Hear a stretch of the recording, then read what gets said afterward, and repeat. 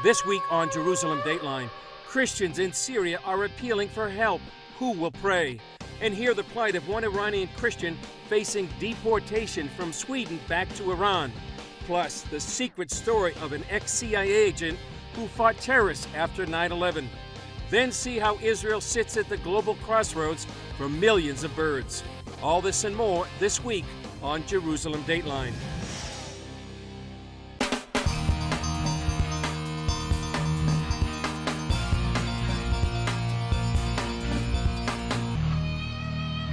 Hello and welcome to this edition of Jerusalem Dateline. I'm Chris Mitchell, coming to you this week from Mahane Yehuda, Jerusalem's open-air market. Christians and others inside the Syrian town of Afrin are calling on the world for help and for prayer. Many are surrounded by Turkish troops and Islamic militias that are threatening to kill them unless they convert to Islam. Here's a plea for help from the Christian group AVC International, posted on Facebook, asking for prayer for these persecuted Christians. Friends, on the 12th of March, we received a distress call from a church leader in Syria. The inhumane attacks against the city of Afrin have continued unabated since early January. Thousands of people, as a result, face starvation, homelessness, and are unable to receive basic medical attention because of a lack of supplies and exhausted doctors. But this phone call confirmed our worst fears. At this very moment, Islamists and the Turkish army are going door to door in the towns and villages seeking out non-Muslims. And when they find them, they're giving them the opportunity to bow down and worship Allah right there in front of them or face the consequences. Friends, this situation poses a great threat to the church. From a human perspective, there is very little we can do. But as believers and spiritually, we can do something.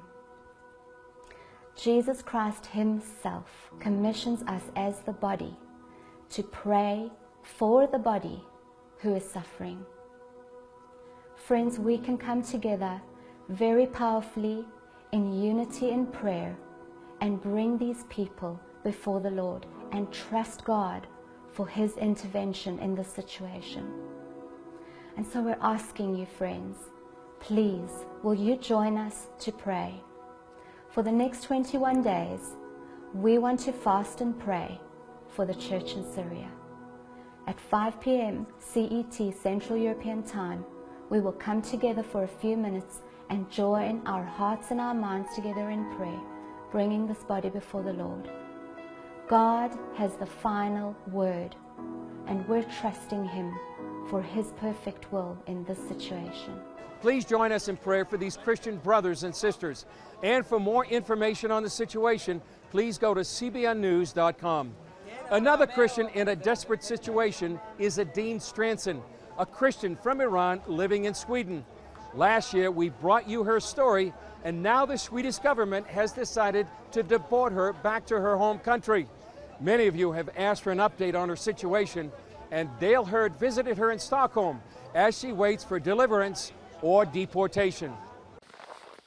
She is a woman without a country. Idine Stranson is officially a stateless person. No passport, no citizenship, unable to get a job, and living every day with the knowledge she could be deported to her native Iran, where, as a Christian, she could face grave danger. A worldwide outcry over her situation has apparently not changed anything. The world was outraged when the Swedish government decided to send a Christian and ex-Muslim back to Iran, where she could be imprisoned, raped, and even killed. But it didn't seem to bother the Swedish government at all. After CBN News first brought the former Iranian actress's story to the world stage, the government of Hungary offered her asylum, and many people from around the world wrote the Swedish government asking it to reconsider. It was really like a miracle for me when so many people in America, they called the Sweden embassy. Many people, they send a comment to me and they say, "You are welcome to our country." But Sweden's migration board told CBN News none of that matters. Idine's case has been turned over to the Swedish border police for deportation. Now she waits in a kind of legal limbo. Ideen's situation is not at all unusual in Sweden. There are a fair amount of people who get stuck in between. Swedish attorney Gabriel Donner knows Sweden's asylum process as well as anyone. He represented 160 Christian asylum seekers last year alone. In your experience, should she expect to eventually be deported? She is running that risk, quite obviously. Ideen Stranson came to Sweden from Iran in 2014 on a work visa and adopted a Swedish last name. She left Islam and became a Christian in Iran after seeing a video of Muslims stoning a woman to death. And then she had a dream about Jesus. When she arrived in Sweden, she requested a public baptism. I want to have it baptized in a public because I want to say I don't afraid anymore. I'm free, I'm Christian. I want everybody to know about that. Which means the Islamic government of Iran knows. And because she starred in films and a TV series in Iran, it makes her an even bigger target if she is sent back. It's not clear if or when that might happen. Well, when it comes to the border police, it all depends on whose table it lands on. Sweden's backlog is growing and growing and growing. Right now, it's around about 2 years and growing. This is contrary to European Union law, but nobody cares. Donner says Ideen would first be sent to prison while authorities made arrangements to fly her to Iran. This is real prison conditions. They're not allowed to speak in telephones. They're not allowed to be on a computer. They're not allowed to get in touch with anybody. They wear prison clothes. If they're transferred anywhere, they're transferred in chains. Swedish authorities would then contact Iran and tell them Ideen is coming and when to expect her. Even though Sweden's migration board says on its own webpage it will never deport asylum seekers to nations where they face danger. Doing so is a violation of the Geneva Convention on Refugees. Sweden's migration board says it cannot comment on her case. Ideen spends her days helping at church or training in Taekwondo. She's earned a black belt, but the migration board took her certificate because she's not a legal resident. She thought she landed a job with the technology giant Ericsson as a computer programmer. But the Swedish government wouldn't allow that either. Sweden turned down Ericsson's plea to let her work for them. So as soon as you get your negative, you cannot get any support of any sort, no housing, no place to work, and so on, even if you had a job before. The idea is to starve you to the point where you come to them and say, please send me out. But she's staying in Sweden because her family is here, and because she says Jesus told her not to be afraid. Stranson and other Christian asylum seekers in Sweden face deportation at the same time that the Swedish government has given 150 protected identities to former ISIS fighters who have returned to Sweden so that they can find jobs. There will be no such help for Ideen. There have been fast lanes for Syrians, and there have been fast lanes for Somalis, but not for Iranians, and definitely not for Christians. We have even one judge here in Stockholm who never has said yes to any Christian. If they're going to act on her case to deport her, she'll get a letter? She doesn't necessarily get anything. They just turn up, and can turn up anytime. I don't know what will happen for me in future, but I should say to them, thank you.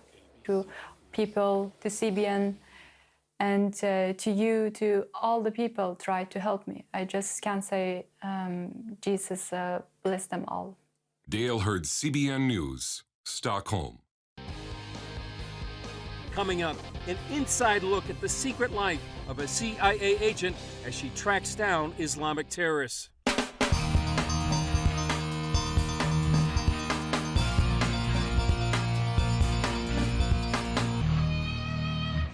She's a former CIA officer who infiltrated ISIS and led an amazing escape mission. Now she's written about her covert life in a new book called Breaking Cover.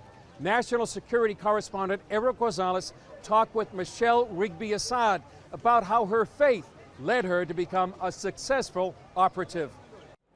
How do you stop terrorist organizations like ISIS from committing violent attacks in cities like New York City, Times Square? You have to go undercover, infiltrate them, learn how they think and act. And that's what Michelle Rigby-Assad did for the CIA.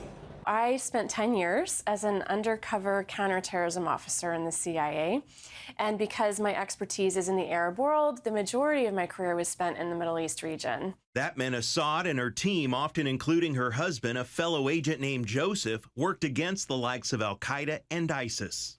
What's it like to work with these guys side by side? I mean... Well, it is fascinating. The best schooling in terrorism a person can get is being in front of those guys like that, which going to Iraq for our tour, we're allowed to say that that I and my husband served in Baghdad for a year. We got to interact with those sources and really get to know what they were thinking and where they're coming from. And what made them tick? What made them tick? Right, exactly. And which is fascinating because if they'd met you on the street, they'd prefer to cut your head off instead of actually deal with you. But for whatever reason, they've decided, I'm going to work with the CIA to take out other members of my group. That's all Assad says she can say, but she does add a major hurdle she had to overcome, interrogating these terrorists and being a woman. For them, I was the opposite of what they were expecting to meet with. And I had to really work at establishing a relationship with them where they would see me as intelligent and knowledgeable of the Arab world. You know, because in their minds, I should be at home managing the family, and I can't even leave the home without a male minder or without being completely covered in black.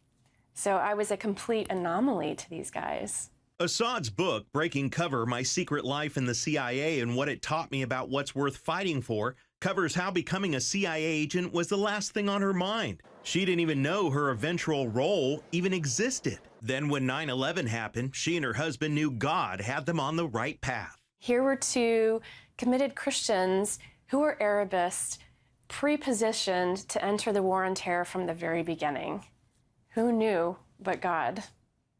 In her book, Assad wanted to give a realistic view of a CIA undercover counterterrorism officer. She not only describes analyzing sources who were driven by radical, hateful ideology, but also how she surrendered her life to God. Ordinary people can do extraordinary things when their faith is greater than their fear and intimidation.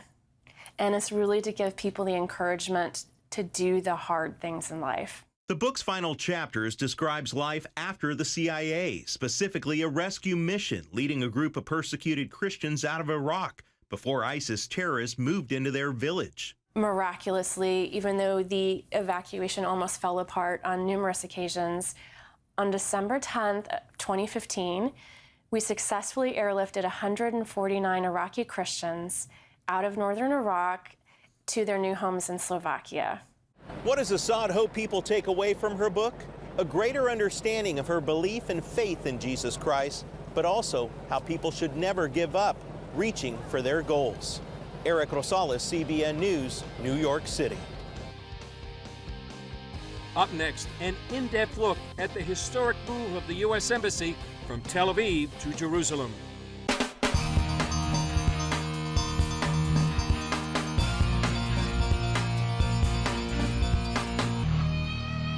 On May 14th, the U.S. will officially move their embassy from Tel Aviv to Jerusalem.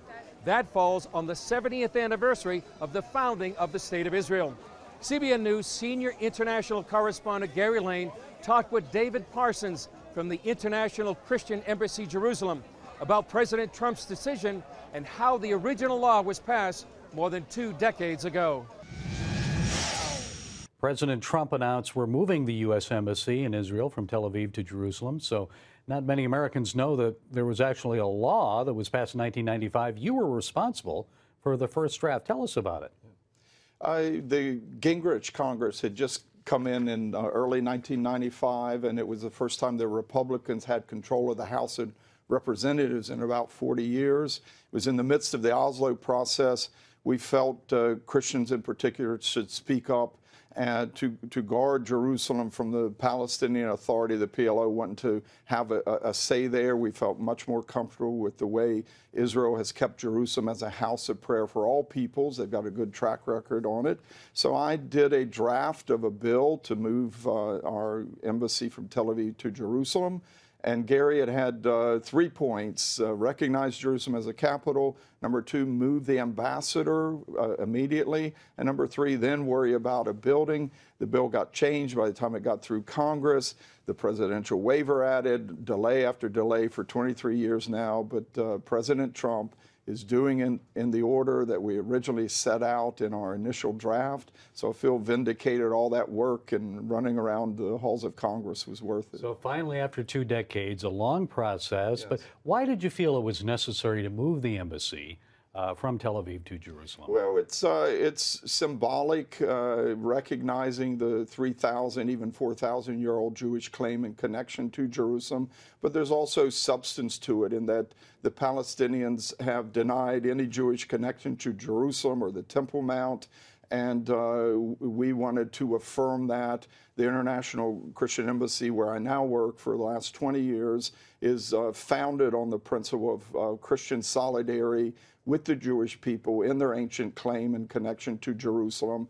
And the wisdom of that bill was shown just a few months later. It passed finally in October of '95. In December of that year, Arafat took over Bethlehem for the first time, and when if you were visiting Manger Square that Christmas season, you were not told about the connection between the birth of Jesus in this site. You were handed official PA paper documents that said that the Western Wall in Jerusalem was an exclusively Muslim site. So, tampering with history and such, we need to stand for truth that God attached the Jews to Jerusalem, even to this day, for a redemptive purpose. And after all these U.S. presidents reneged on moving the embassy, yes, Trump is finally doing it.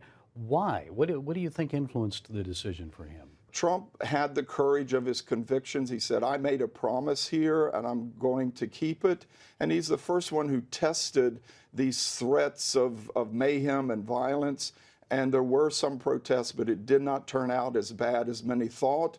And I think it just shows maybe they were just trying to intimidate us all along. And I think even now the Palestinian Authority and Hamas are desperate to try and stir the Arab street against these embassies coming back. But there's just not enough momentum, and the whole region is in political chaos still. So it just seems the right time to do this. Now, a recent story in the Washington Post reports that Christians are playing a big role in helping Jews around the world return to Israel. And your group, the ICEJ, is mentioned. Tell us, what do you do to help Jews make Aliyah? We've been assisting Jews return to Israel from all around the world since we were founded in 1980. We already had people, even in the 70s, helping Jews who could come out through Vienna, through Hungary and Austria. That was the only way out before the fall of communism. But once Soviet communism fell, we've helped over 140,000 Jews make Aliyah to Israel. Wow. We helped around 3,000 last year. And if you look during our almost 40 years of existence, nearly every year we have helped about 10% of the Jews coming back, moving to Israel that year. And there are other Christian ministries do this, but we do it because we believe it's the hand of God that hero nations, he who scattered Israel, will gather them. And there's an invitation in Isaiah. God says, I'll beckon to the Gentiles. They will carry you home on their shoulders and in their arms. We're invited to play a role in this positive side of Bible prophecy, the restoration of Israel. David Parsons from the International Christian Embassy in Jerusalem. We appreciate your work. Thank you for what you're doing. Thanks for being with us. Thank you. Coming up, take a look at one of Israel's natural wonders, the crossroads for millions of birds.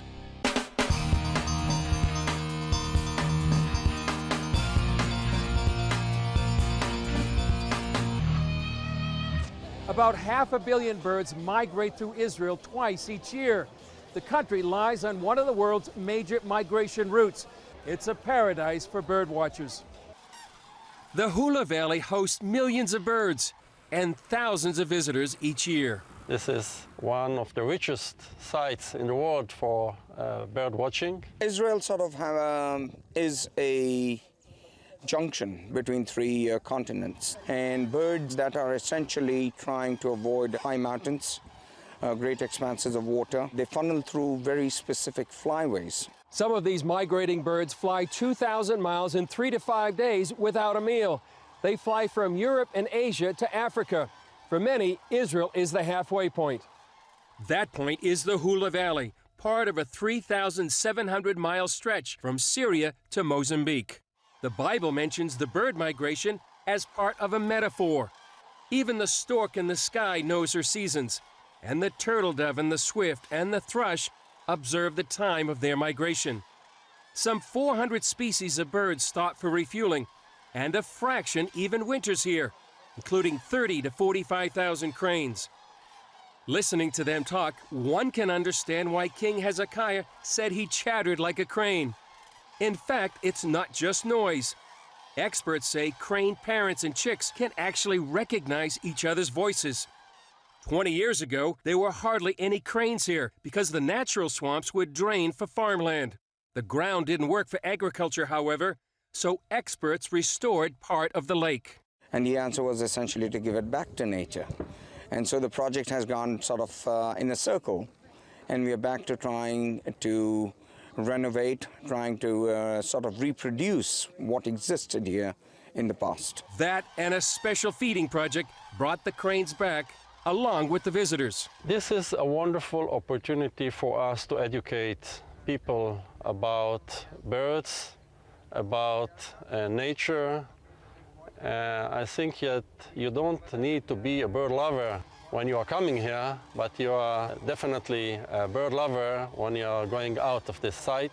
Visitors to Agamon Hahula Reserve can ride the safari wagon into the midst of the cranes. Guides say there's no place else in the world to see so many cranes in such a small area. And bird watchers come from all over to see the phenomenon. I don't even care if you like birds. You have to experience this and come and see thousands and thousands and thousands of cranes. If you're a birder, I don't think you could find a better place to come to see the variety of species, as well as the atmosphere and the beauty of the place is just unrivaled in any place in the world. It's an amazing sight to see so many birds in northern Israel, and an amazing sight to see so many people here in Mahane Yehuda, Jerusalem's open-air market, many of them getting ready for Shabbat. Please remember to pray for the persecuted brothers and sisters in Afrin inside Syria. Well, that's it for this edition. Thanks for joining us.